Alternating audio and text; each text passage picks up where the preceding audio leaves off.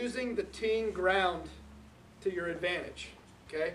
And again, this comes to talking about shape of the hole, okay? Teeing ground, fairway, water. Okay? All right. Now, one of the things that I always did, wherever the trouble was, I tried to favor, if I dissected the tee box into 2 sections, or even 3 if you wanted, right, center, and left, I would go here and try to hit the ball away from the trouble. Okay? I always recommend people that slice the ball or fade the ball favor the right side of the tee. People that draw the ball favor the left side of the tee.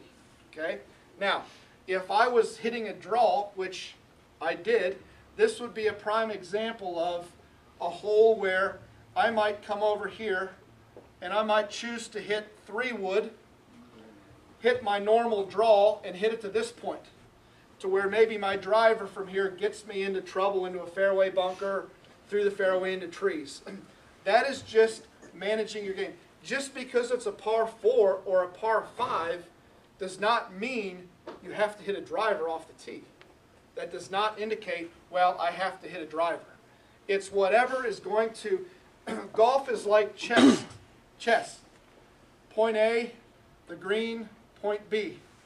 And you're trying to negotiate to this spot, giving yourself an opportunity to hit your next shot to point B without hitting it in the hazard, in the trees, in the rough, in the bunker. Yes?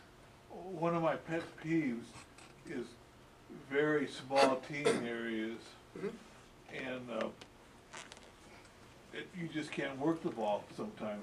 That's a good point. So but is there as far as course superintendents, a guideline for how big the team? There is no real guideline. A lot of times people just do it to save.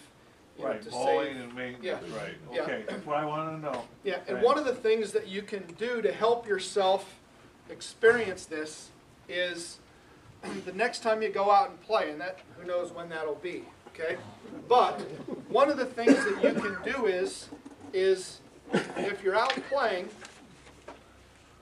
and believe it or not, I still have guys on my college team that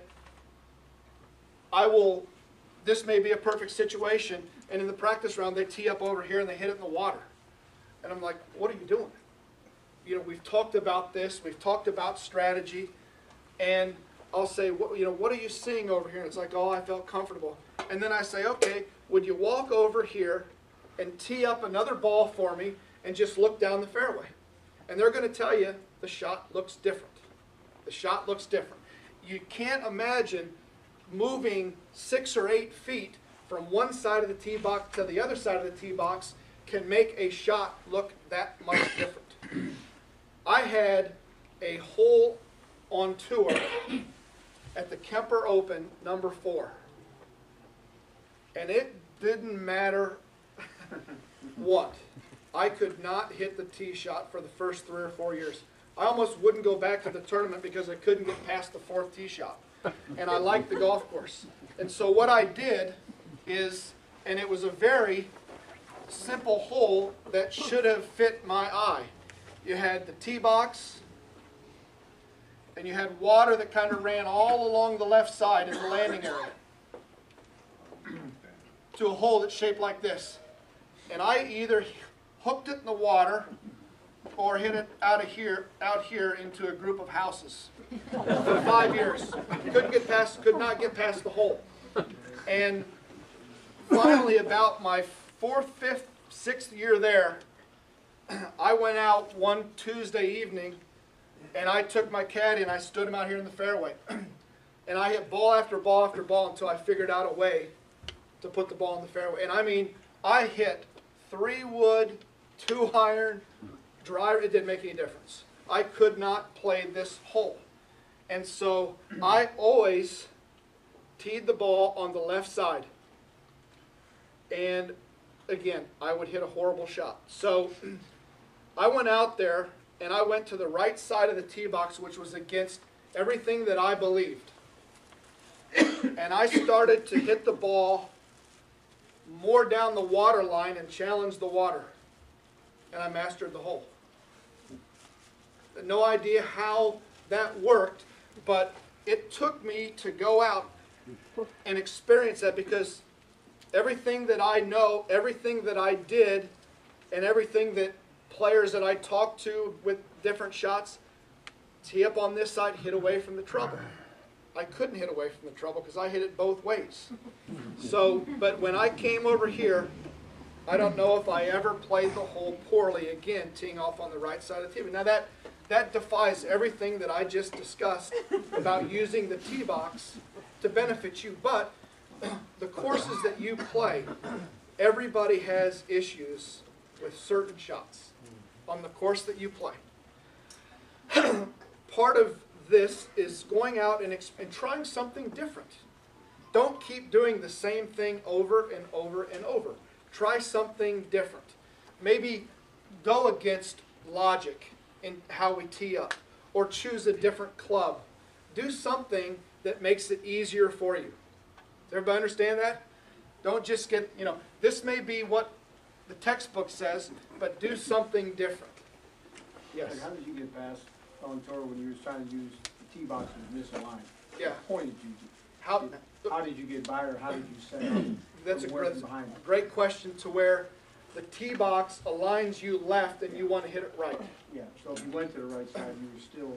I would typically go to an intermediate target. I didn't always use an intermediate target. Does everybody understand what an intermediate target is? No. Okay, all right. An intermediate target. An intermediate target would be, here's the teeing ground, okay? And the teeing ground is somewhat facing me this way, yet the fairway is over here. And I think we've all played holes to where the tee box faces this way and we're trying to hit it over here. One of the things that I would do is, when I would tee my golf ball up, I would try to find something in front of me, a foot or 2 foot in front of me, to where I can line myself up, okay? So no matter how the tee faced, I would set up to the golf ball and I would look down that line. I would look down the line of it, whether it be a leaf, a broken tee box, a broken tee, a divot, whatever it might be. I would use that as my intermediate target. So I'd bring my target closer to me, okay? Because that's an issue, because there are holes, number 10 at TPC Sawgrass lines you up right into the left trees. I fell for that a few times, but that's one of those deals where, you know what, you need to pay attention. And again, that's all part of, when you recognize that, that's a mental note that you need to put in your, in the card or in your memory bank for when you play that course. This tee box lines me into the left trees. I cannot fall for that. I've got to align myself properly. That's a great question. So using the teeing ground. Any other questions on using the teeing ground to our advantage? One of the things, this is a little secret, one of the things that, a tip from a former tour player, actually playing on the senior tour now, one of the things that he did over a nervous tee shot, a tighter tee shot, to where maybe there was water and out of bounds, is he teed the ball lower. And I did that a lot, okay?